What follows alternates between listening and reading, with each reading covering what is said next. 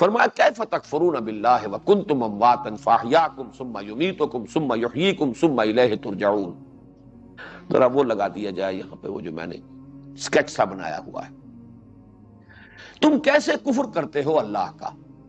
اور یہاں پر میرے نزدیک کفر کا وہ مفہوم زیادہ صحیح منطبق ہوگا کہ کیسے ناشکری کرتے ہو اللہ کی. اللہ نے تم پر جو احسانات کیے ہیں، اللہ کا جو تم پر فضل ہوا ہے، اللہ کا جو تم پر کرم ہوا ہے، اس کا تم تصور کرو. اور یہ گویا کہ ایک تعجب کے انداز، کیف تکفرون باللہ، جس پر اتنے فضل ہوئے ہوں، جس پر اس درجے کرم ہوا ہو، جس پر اللہ تعالیٰ کی اتنی عنایت رہی ہو، وہ کفر کرے، وہ کفران نعمت کرے، وہ ناشکری کرے. کیف تکفرون باللہ وکنتم امواتا فاحیاکم ثم یمیتکم ثم یحییکم ثم الیہ ترجعون. یہ میں نے اوپر جو بنایا ہے اس کو نوٹ کیجئے، یہ الفاظ وہی لکھے ہوئے ہیں، یہ ایک تسلسل ہے لیکن اس میں نے سیاہ اور سفید، کنتم امواتا تم مردہ تھے، فاحیاکم تو تمہیں زندہ کیا، ثم یمیتکم پھر وہ موت آئے گی، پھر تم پر موت وارد کرے گا، ثم یحییکم پھر تمہیں زندہ کر دے گا، ثم الیہ ترجعون پھر تم اسی کی طرف لوٹا دیے جاؤ گے. اس میں 4 ادوار کا ذکر آ گیا ہے، حیات انسانی کے 4 دور. اس لیے کہ موت بھی در حقیقت، یہ میں نے سن 66 میں مضمون لکھا تھا جیسا کہ میں نے ابتدا میں آج عرض کیا ہے، حقیقت زندگی. اس میں نے اس حقیقت کو بیان کیا تفصیل کے ساتھ کہ موت تو در حقیقت معدوم ہونے کے معنی میں ہے ہی نہیں. جب ہم کہتے ہیں یہ شے مردہ ہے تو مردہ شے معدوم نہیں ہوتی، مردہ کا تو وجود ہوتا ہے، صرف یہ کہ اس کے اندر وہ حیات کے آثار نہیں ہوتے، حیات کی صفات نہیں ہوتی، حیات کی کیفیات نہیں ہوتی، وہ معدوم تو نہیں ہے. لاش پڑی ہوئی ہے، مردہ پڑا ہوا ہے تو مردہ معدوم تو نہیں ہے، ہاں اس میں زندگی نہیں ہے، صرف اس درجے کا فرق ہے.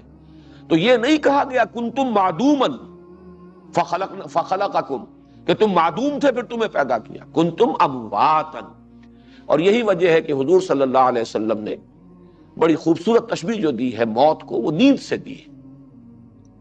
جب ہم صبح کے وقت اٹھیں تو اگر وہ دعا یاد ہو حضور صلی اللہ علیہ وسلم کی، ویسے تو سوتے ہوئے بھی، اللہم باسمک اموت و احیا، داہنے ہاتھ پر اپنا دانا گال رکھ کر قبلہ رخ ہو کر داہنی کروٹ پر لیٹ کر اللہم باسمک اموت و احیا، اے اللہ تیرے ہی نام سے میں مرتا ہوں اور تیرے ہی نام سے میں زندہ ہوں گا.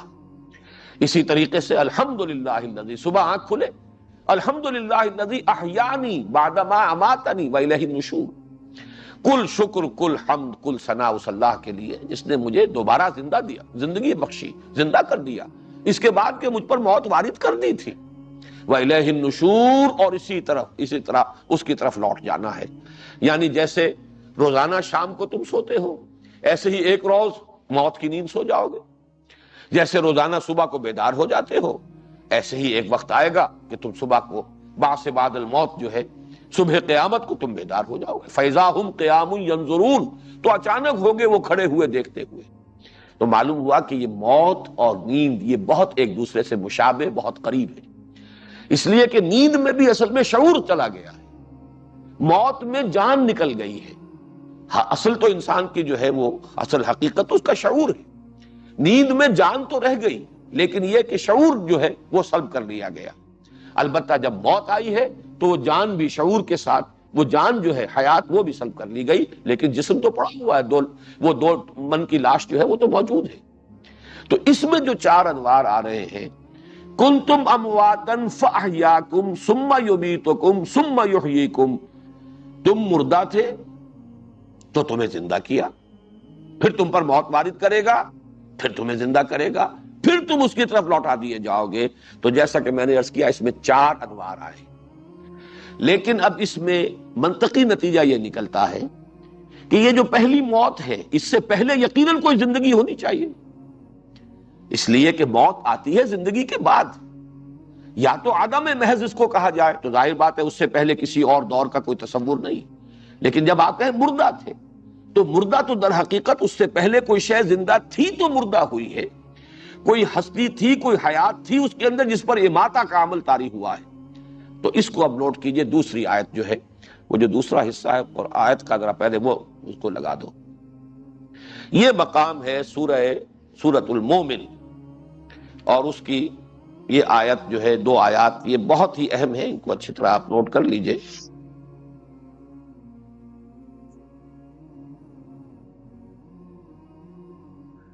یہ اہل جہنم کا تذکرہ ہو رہا ہے۔ ان الذین کفروا ینادون لمقت اللہ اکبر من مقتکم انفسکم، آیات 10 اور 11 ہے سورہ المومن کی۔ اذ تدعون الی الایمان فتکفرون، یقیناً وہ لوگ جنہوں نے کفر کیا ہوگا اور وہ جہنم میں ہوں گے، انہیں پکارا جائے گا، ندا کی جائے گی، ان سے کہا جائے گا آج جس قدر تم اپنے آپ سے بیزار ہو، اس سے کہیں زیادہ بیزار اللہ تھا تم سے، جبکہ تمہیں ایمان کی دعوت دی جاتی تھی اور تم کفر کرتے تھے۔ ظاہر بات ہے کہ اہل جہنم پر جو بیت رہی ہوگی، جس درجے انہیں اپنا وجود گراں محسوس ہو رہا ہوگا، موت پکار رہے ہوں گے، تو موت کا کہ کسی طریقے سے موت آئے، ہمارا خاتمہ ہو جائے اور ہمیں اس مصیبت سے چھٹکارا ملے۔ ینادون لمقت اللہ اکبر من مقتکم انفسکم اذ تدعون الی الایمان فتکفرون، جب تمہیں ایمان کی دعوت دی جاتی تھی، آمنوا باللہ ورسولہ، اور تم کفر کرتے تھے۔ اب وہ فریاد کریں گے، بہت اہم آیت ہے یہ قرآن مجید کی۔ قالو، وہ فریاد کریں گے، چیخیں گے، پکاریں گے، ربنا امتنا اثنتین واحییتنا اثنتین فاعترفنا بذنوبنا فہل الی خروج من سبیل، اے رب ہمارے، تو نے ہم پر 2 مرتبہ موت وارد کی اور 2 مرتبہ ہمیں زندہ کیا، تو ہم نے اعتراف کر لیا اپنے گناہوں کا، تسلیم ہے ہم سے خطا ہوئی، ہم نے غلطی کی، ہم نے کفر کیا، ہم نے زندگی اکارت گزار دی۔ لیکن یہ کہ جب یہ اتنے ادوار آ چکے ہیں، 2 مرتبہ تو نے ہمیں مارا، 2 مرتبہ جلایا، تو اب ایک موقع اور، فہل الی خروج من سبیل، تو کوئی یہاں سے نکلنے کی بھی کوئی سبیل ہے یا نہیں، نکلنے کا کوئی راستہ ہے، کوئی امکان ہے؟ اس میں ایک اپیل ہے، اور اپیل کے ساتھ دلیل ہے۔ جب اتنے ادوار آئے ہیں تو ایک دور اور، اس لیے کہ تو نے ہمیں اس سے پہلے 2 مرتبہ ہم پر موت کو وارد کیا، 2 مرتبہ ہمیں زندہ کیا۔ اب یہاں نوٹ کیجئے، سورہ بقرہ کی جو آیت اس وقت زیر درس ہے، اس میں ہے کنتم امواتن، تم مردہ تھے۔ اس آیت میں اماتہ کا لفظ آ رہا ہے، یہ باب افعال سے مصدر ہے۔ امتنا اثنتین، تو نے 2 مرتبہ ہمیں مارا، واحییتنا اثنتین، اور 2 مرتبہ ہمیں جلایا، 2 مرتبہ زندہ کیا۔ اس سے معین ہو جاتا ہے جو نیچے ہے، اب اس کو دیکھیے، یہ 5 ادوار بنیں گے در حقیقت حیات انسانی کے۔ پہلا دور وہ میں نے اب یہاں پر جو ہے وہ سیاہ جو ہے زیادہ گہرا رنگ نہیں کیا ہے بلکہ شیڈ کیا ہے، جو موتیں اوپر 2 ہیں ان کو شیڈ کیا ہے۔ اس سے پہلے ایک ہے، یہ ہے ہماری حیات عالم ارواح میں، جبکہ ابھی صرف ارواح کی تخلیق ہوئی تھی، ابھی اجساد کی تخلیق نہیں تھی۔ اسی وقت ہم نے وہ عہد کیا تھا جو اس سے پہلے کی آیت میں آ چکا ہے، جو لوگ کہ اپنے اللہ کے ساتھ اپنے عہد کو توڑتے، الذین ینقضون عہد اللہ من بعد میثاقہ، وہ عہد کب ہوا تھا؟ وہ اس عالم ارواح میں ہوا تھا، عالم ارواح میں جبکہ تمام انسانوں کی ارواح موجود تھیں۔ یہ ہماری زندگی کا پہلا دور ہے جو ہم بتا کر یہاں آئے ہیں، ایک دور تو گزار کر آئے، اس کے بعد ہمیں سلا دیا گیا۔ اس کو موت کو، جیسا کہ میں بھی بیان کر چکا ہوں، موت جو ہے وہ نیند کی بہن ہے، ذرا بڑی بہن ہے۔ شعور جو ہے اس کی خود شعوری سیلف کانشسنس ختم ہو گئی، اور گویا کہ ہم کولڈ سٹوریج میں ڈال دیے گئے۔ وہ ارواح جو ہے وہ اللہ تعالیٰ نے کو بہت بڑا کولڈ سٹوریج ہے جس میں ان کو رکھ دیا۔ اب یہ عالم خلق میں ایک ایک انسان کا حیولہ تیار ہو رہا ہے رحم مادر میں۔ جب آدم کا ہوا تھا، آدم کی روح لا کر شامل کر دی گئی۔ اب آدم کی نسل میں اب جو بھی تناسل ہے اور جس طریقے سے کہ نسل بڑھ رہی ہے، رحم مادر میں ایک انسانی بچے کا حیولہ تیار ہوا اور اس کی روح لا کر شامل کر دی گئی۔ یہ ہے احیاء اولا۔ گویا کہ روح کو جب سلا دیا گیا، یہ اماتہ اول ہے، اماتہ اولا، پہلی مرتبہ موت وارد کرنا، سلا دینا۔ پھر جب اس کے بعد ہمیں یہاں زندہ کیا گیا، اے تازہ واردان بساط ہوائے دل، اب یہاں ہم آئے ایک جسد کے ساتھ۔ وہ حیات اولین جو ہے وہ بغیر جسد کے تھی، وہ صرف ارواح کی شکل میں تھے۔ یہاں ایک جسد ہمیں دیا گیا ہے، یہ احیاء اولا ہو گیا، یہ پہلی مرتبہ کا زندہ کر دینا ہو گیا۔ اس کے بعد آئے گا دوسرا موت، اماتہ، جبکہ ہماری موت وارد ہوگی۔ یہ موت جو ہے اس میں ظاہر بات ہے کہ وہ روح اور نفس جو ہے وہ جائے گی عالم بالا کی طرف، اور یہ جسم جو ہے یہاں پڑا رہ جائے گا۔ لیکن پھر یہ ایک نیند ہے، موت ایک زندگی کا وقفہ ہے، یعنی آگے بڑھیں گے دم لے کر۔ اس کو ہم موت اس معنی میں کہتے ہی نہیں کہ کوئی معدوم ہو گیا، معاذ اللہ، یہ تو زندگی کی ایک کیفیت سے دوسری کیفیت کو منتقل ہو جانے کا نام ہے۔ ادھر آنکھ بند ہوئی، ادھر عالم برزخ میں آنکھ کھل گئی۔ بلکہ وہ تو ایک خالص غیر شعوری کا دور بھی نہیں ہے، وہ پہلی موت تو ہم کہہ سکتے ہیں کہ خالص غیر شعوری کی تھی، لیکن یہ تو غیر شعوری کا نہیں ہے، یہ نیم شعوری دور ہے۔ اس لیے کہ عذاب قبر پر ہمارا ایمان ہے کہ اس عالم برزخ کے اندر بھی عذاب بھی ہوتا ہے، جیسے کہ حضور نے فرمایا کہ ہر قبر جو ہے یا جنت کے باغیچوں میں سے ایک باغیچہ ہے، اور یا دوزخ کے گڑھوں میں سے ایک گڑھا ہے۔ یہ مختلف تعبیرات ہیں، یا جنت کی طرف سے کھڑکی کھول دی جاتی ہے یا جہنم کی طرف سے کھڑکی کھول دی جاتی ہے، اس کے وہ آثار، اس کی کیفیات جو ہے وارد ہونی شروع ہو جاتی ہے۔ اس کے بعد دوسرا احیاء ہوگا، وہ جو ثم یحییکم، امت تنسنتین، 2 مرتبہ مارا، واحییت نسنتین، 2 مرتبہ جلایا، فاعترفنا بذنوبنا۔ اب یہ عالم آخرت میں وہ اہل جہنم یہ فریاد کر رہے ہیں۔ تو معلوم ہوا کہ حیات انسانی اس کے 5 ادوار ہیں، 2 موتوں کا وقفہ ہے اور 3 زندگیاں ہیں۔ پہلی زندگی عالم ارواح کی، شعور کے ساتھ، اس لیے کہ اگر شعور نہیں تھا تو عہد کے کیا معنی ہوئے؟ آپ کو معلوم ہے کہ دنیا میں بھی کب کوئی معاہدہ کرتے ہیں تو کہتے ہیں میں بقائمی ہوش و حواس یہ عہد کر رہا ہوں۔ ظاہر بات ہے شعور اگر نہیں تھا تو پھر عہد کے معنی کوئی نہیں۔ وہ شعور تھا اور اپنے پورے شعور ذات کے ساتھ ہم نے اللہ کے ساتھ ایک عہد کیا، الستو بربکم قالوا بلی۔ اس کے بعد ہمیں سلا دیا گیا، یہ موت ہے پہلی۔ پھر ہمیں جب آنکھ کھلی ہے تو ہم اس عالم میں آئے ہیں، ایک جسم کے ساتھ آئے، اعضاء و جوارح دیے گئے، اور یہ ہے ہمارا وہ امتحانی وقفہ، کچھ کر کے دکھاؤ۔ خلق الموت والحیات لیبلوکم ایکم احسن عملا۔ نوٹ کیجئے اس قدر اس میں باریکیاں ہیں۔ قرآن یہ نہیں کہتا خلق الحیات والموت، حیات مقدم نہیں، موت مقدم کر رہا ہے۔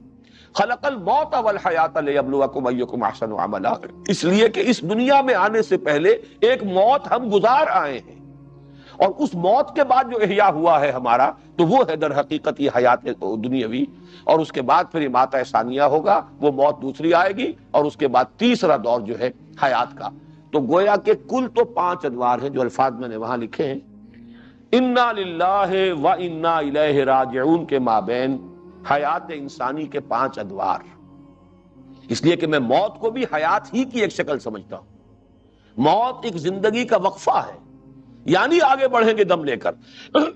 موت معدوم ہونے کا نام نہیں ہے، موت حیات ہی کی ایک کیفیت ہے، ذرا نیم شعوری یا غیر شعوری کی کیفیت ہے۔ ایک آدمی بالکل بے ہوش پڑا ہوا ہے تو اسے ہم مردہ تو نہیں کہتے، وہ بہرحال زندہ ہے، لیکن یہ کہ اس کو شعور بالکل نہیں ہے۔ ایک نیم شعوری جو موت ہمیں آنی ہے ابھی، وہ نیم شعوری کی ہے، وہ تو خالص غیر شعوری کی ہے ہی نہیں۔ البتہ جو موت ہم گزار آئے ہیں اس دنیا میں آنے سے پہلے وہ خالص غیر شعوری کی تھی۔ اس سے پہلے شعور کامل تھا جس میں ہم نے اللہ سے عہد کیا، الست بربکم قالوا بلی۔ تو آپ یوں کہیے کہ 5 ادوار، تو اسے پیمانہ امروز و فردا سے نہ ناپ، جاوداں پہ ہمدماں ہر دم جواں ہے زندگی۔ اب اس میں اصل میں اضافہ کروں، یہ مضامین ذرا کچھ تھوڑے سے پیچیدہ بھی ہیں اور ان میں انسان کا ڈگمگانے کا بھی اندیشہ ہے۔ عالم ارواح میں آنے سے پہلے کیا شکل تھی ہماری؟ اہل فلسفہ یہ کہیں گے اور اہل تصوف یہ کہیں گے کہ اس وقت بھی ہمارا ایک وجود تھا، وہ وجود ذہنی تھا، علم خداوندی میں، جو علامہ اقبال کا ایک شعر ہے، بہت اونچا شعر ہے، بضمیرت آرمیدم تو بجوش خود نمائی، بکنارہ برف گندی در آبدار خود را۔ اے اللہ میں تو تیری ہستی کے اندر آرام سے سویا ہوا تھا۔ کیا معنی ہے اس کے؟ کہ میری ذات کا علم اللہ کو ہمیشہ سے ہے۔ میرا وجود آج سے 60 سال پہلے ہوا ہوگا اس دنیا کے اندر، اس سے پہلے کہہ لیجئے ہزارہ سال پہلے میری روح وجود میں آئی ہوگی، لیکن میری اس روح اور میرے اس وجود مادی کا علم اللہ کو تو ہمیشہ سے ہے۔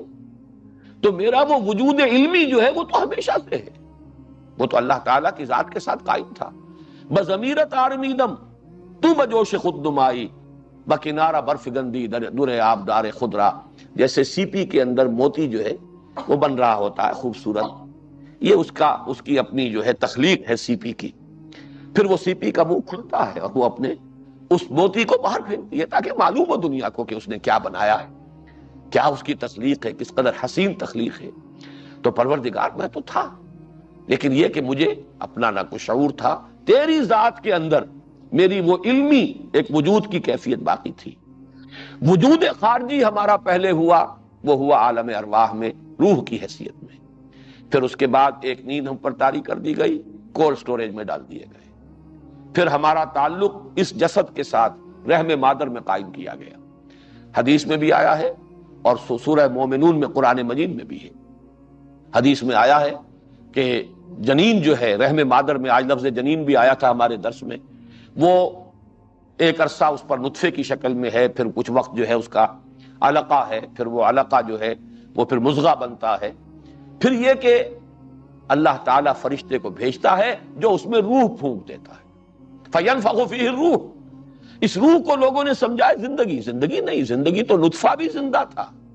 آپ کو معلوم ہے سپرمیٹوزون جو مرد کا جرثومہ ہوتا ہے، اس میں تو بڑی حرکت ہوتی ہے، بڑی تیزی کے ساتھ، جوش و خروش کے ساتھ متحرک ہوتا ہے، وہ زندہ شے ہے، مردہ شے تو نہیں ہے۔ اسی طرح عورت کی طرف سے آنے والا جرثومہ جو ہے اووم، وہ بھی ایک زندہ شے ہے، لیونگ اینٹیٹی ہے۔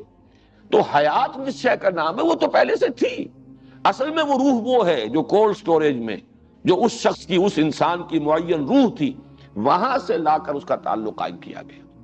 یہ ہماری زندگی کا تیسرا دور، اس کے بعد موت آئے گی۔ ہم نہیں کہہ سکتے کتنے ہزار سال ہم اس عالم برزخ میں پڑے رہے۔ حضرت آدم کے زمانے کے لوگ کتنے ہزار برس ہو گئے کہ وہ عالم برزخ میں ہیں، ابھی ہم کچھ نہیں کہہ سکتے، طویل بھی ہو سکتی ہے۔ اور جو آخری زمانے کے لوگ ہوں گے ان کا ظاہر بات ہے وہ وقفہ تھوڑا ہوگا، اس جو پہلے زمانے میں گزر چکے ہیں ان کی وہ عالم برزخ کی زندگی زیادہ ہے، لیکن بعد میں آنے والوں کی وہ جو موت پہلی تھی وہ لمبی تھی۔ عالم ارواح کے بعد اس دنیا میں آنے تک کا وقفہ ان کا لمبا تھا۔ لیکن یہ سارا کوانٹیٹیو فرق ہے، لیکن یہ کہ اصل وہی ہے پانچ ادوار۔ پانچ ادوار سے پہلے ہمارا وجود علمی تھا، ذات باری تعالی میں علم کی حیثیت سے ہمارا ایک تشخص، ہمارا وجود تھا، اور ادھر انا الیہ راجعون۔ اب یہاں بھی خاص طور پر نوٹ کیجئے، جب لفظ ثم آیا ہے اس کے کوئی معنی ہے۔